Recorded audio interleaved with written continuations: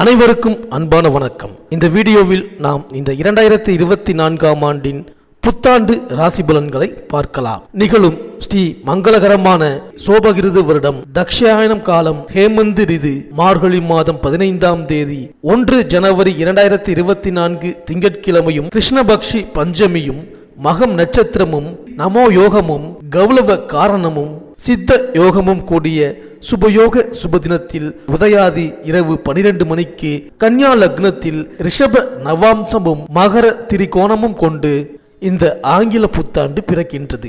மகம் நட்சத்திரம் சிம்ம ராசி கன்னி லக்னத்தில் புத்தாண்டு பிறக்கின்றது. பிறக்கும் புத்தாண்டில் அனைவரும் சீரும் சிறப்புடனும் ஆயுசுடனும் ஆரோக்கியத்துடனும் அனைத்து விதமான சேமங்கள் பெறவும், திருமணம் கைகூடி வரவும், சந்தான பாக்கியம் கிடைக்கவும், நல்ல வேலை அமையவும், வெளிநாடு பயணம் இனிதே பெறவும், வீடு மனை வாகனம் அமையவும், ஆண்டின் தொடக்க நாளில் இறைவனை திருக்கோவில்களில் சென்று வழிபாடு செய்து வருவது நல்லது.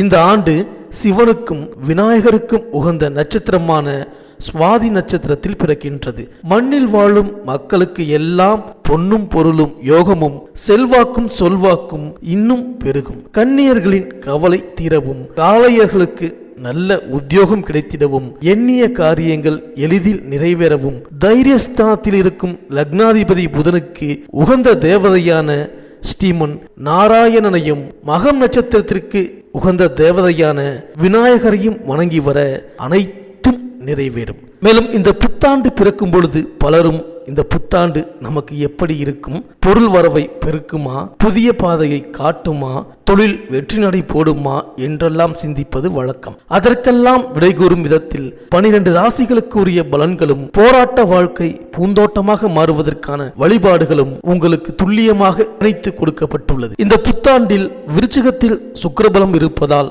மழை வளம் அதிகரிக்கும். சனி செவ்வாய் சம்பந்தப்படும் நேரத்தில் கடல் கொந்தளிப்பு, வெள்ளப்பெருக்கு, இடச்சரிவு போன்ற இயற்கை சீற்றங்கள் உருவாகலாம். மளிகை பொருட்கள் காய்கறிகளின் விலை உயரலாம். தங்கம் வெள்ளி விலை குறைய வாய்ப்பு இல்லை. பெட்ரோல் டீசல் எரிவாயு விலை சீராக இருக்கும். நோய் தொற்றில் இருந்து மக்கள் பாதுகாப்பாக இருக்க வேண்டும்.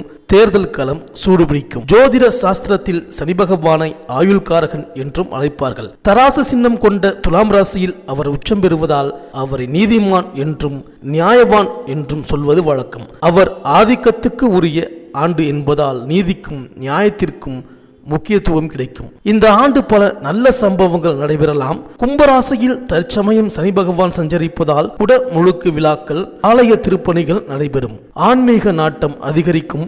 ஆன்மீகம், ஜோதிடம், பத்திரிகை, எழுத்துக்கலை, கணிப்பொறித்துறை, இரும்பு இயந்திரத்துறை ஆகிய துறைகளில் மிகுந்த வளர்ச்சியும் அதில் பணியாற்றுபவர்களுக்கு யோகமும் தரும் விதத்தில் இந்த ஆண்டு அமையப் போகின்றது. சனியின் பாதிப்பிலிருந்து விடுபட விநாயகர், அனுமன், சனி பகவானை வழிபடுவது நல்லது. இந்த 2024ஆம் ஆண்டு தொடக்கத்தில் கிரகங்களின் சஞ்சாரத்தை பார்த்தால் மேஷத்தில் குரு, சிம்மத்தில் சந்திரன், கன்னியா ராசியில் கேது, விருச்சிகத்தில் புதன் சுக்கிரன், தனுசு ராசியில் சூரியன் செவ்வாய், கும்பராசியில் சனி, மீனராசியில் ராகு என 2024ஆம் ஆண்டின் தொடக்கத்தில் கிரகங்கள் சஞ்சரிக்கின்றன. 1/5/2024 புதன்கிழமை மாலை 5:21 மணிக்கு கார்த்திகை நட்சத்திரம் 2ஆம் பாதத்தில் ரிஷபராசிக்கு குரு பகவான் பெயர்ச்சியாகின்றார். மேலும் குரு பகவான் 15/10/2024 முதல் 31/12/2024 வரை ரிஷபராசியில் வக்ரம் பெற்று சஞ்சரிக்கின்றார். மேலும் சனி பகவான் வருகின்ற 19/6/2024 முதல்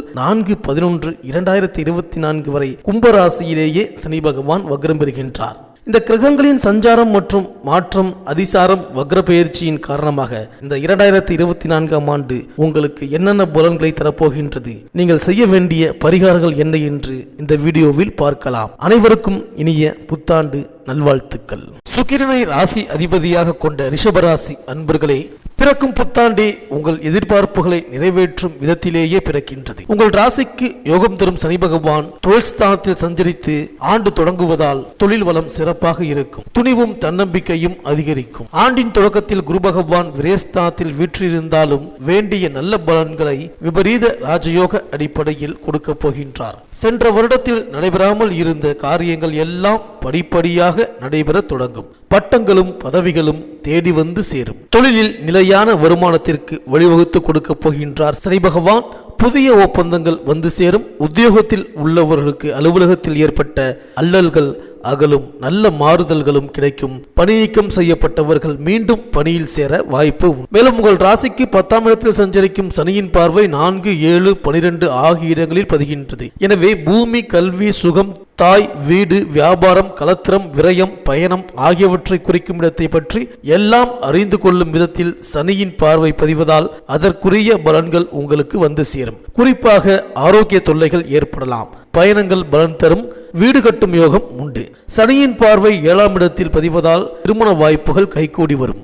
குடும்பத்தில் இருந்த கருத்து வேறுபாடுகள் அகன்று குதூகலம் தரும் சம்பவங்கள் நடைபெறும். உத்தியோகத்தில் பணி நிரந்தரம் பற்றிய தகவல் வரலாம். வெளிநாட்டு அழைப்புகளும் வந்து ஆச்சரியப்படுத்தும். சனியின் பார்வை 12ஆம் இடத்தில் பதிவதால் பயணங்கள் அதிகரிக்கும். இடமாற்றம், ஊர் மாற்றம், உத்தியோக மாற்றம் வரலாம். வரும் மாற்றங்களை ஏற்றுக்கொள்வது உத்தமம். அண்ணன் தம்பிக்குள் இருந்த வாக்குவாதங்கள் அகலும். பாக பிரிவினைகள் நல்லபடியாக முடியும். வெளிநாட்டு யோகமும் அங்குள்ள நல்ல நிறுவனங்களில் பணிபுரியும் வாய்ப்பும் கூட வந்து சேரும். பிள்ளைகளின் திருமண கனவுகளை நனவாக்குவீர்கள். புத்தாண்டின் தொடக்கத்தில் உங்கள் ராசிநாதன் சுக்கிரன் தன பஞ்சமாதிபதியான புதனுடன் இணைந்து புத சுக்கிர யோகத்தை உருவாக்குகின்றார். லாபஸ்தானத்தில் ராகுவும் பஞ்சமஸ்தானத்தில் கேதுவும் இருக்கின்றார்கள். சூரியன், செவ்வாய் அஷ்டமத்தில் சஞ்சரிக்கின்றார்கள். இந்த அமைப்பில் ஆண்டு தொடங்குவதால் புதிய திருப்பங்கள் பலவும் காணப்போகின்றீர்கள்.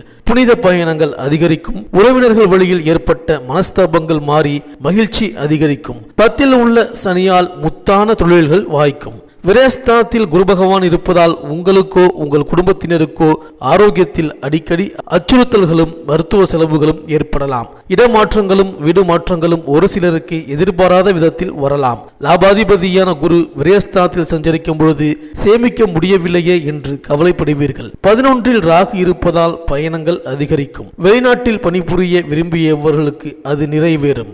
உத்தியோகத்தில் மேல் அதிகாரிகள் உங்கள் வளர்ச்சிக்கு உறுதுணையாக இருப்பார்கள். பஞ்சம கேதுவின் பலத்தால் பூர்வீக சொத்துக்களை பாக பிரிவினை செய்து கொள்வதில் தாமதம் ஏற்படலாம்.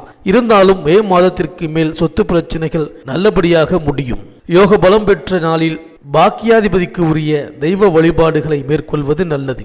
மேலும் இந்த புத்தாண்டு தொடக்கத்தில் குரு பகவான் உங்கள் ராசிக்கு 12ஆம் இடத்தில் சஞ்சரிக்கின்றார். காசு பணம் விரயமாகும். எனவே வீண் விரயங்களை நல்ல விரயமாக மாற்றிக்கொள்வது உத்தமம். உடல் நலனை காக்க ஆகாரத்தில் கட்டுப்பாடு செலுத்தி ஆரோக்கியத்தை சீராக்கி கொள்ள முயற்சி செய்யுங்கள். குருவின் பார்வை பலத்தால் தாய் வழி ஆதரவு கிடைக்கும். இடம், வீடு வாங்குவது பற்றி சிந்திப்பீர்கள். உறவினர் வழியில் ஏற்பட்ட மனக்கசப்பு மாறும். இழந்த பதவிகளை மீண்டும் பெறுவீர்கள். மேலும் இந்த புத்தாண்டில் 1/5/2024 அன்று கார்த்திகை நட்சத்திரம் 2ஆம் பாதத்தில் ரிஷபராசியில் குரு பகவான் சஞ்சரிக்கப் போகின்றார். இதுவரை விரயஸ்தானத்தில் சஞ்சரித்து வந்த குரு பகவான் இப்பொழுது ஜென்மராசிக்கு வருகின்றார். ஜென்மத்தில் குருதான் வந்தால் செலவுகள் அதிகரிக்கும் என்று ஜோதிட சாஸ்திரம் சொல்கின்றது. எனவே சிக்கனத்தை கடைபிடிக்க இயலாது.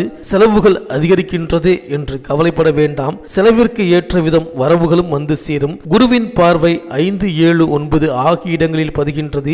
5ஆம் இடத்தில் குரு பார்வை பதிவதால் பூர்வ புண்ணியஸ்தானம் புனிதமடைகின்றது. 5ஆம் இடம் புத்திரஸ்தானமாக இருப்பதால் பிள்ளைகளுக்கான சுபகாரியங்கள் நடைபெறும். முன்னோர்கள் கட்டி வைத்த கோவில் திருப்பணிகளை தொடர்ந்து செய்ய முன்வருவீர்கள்.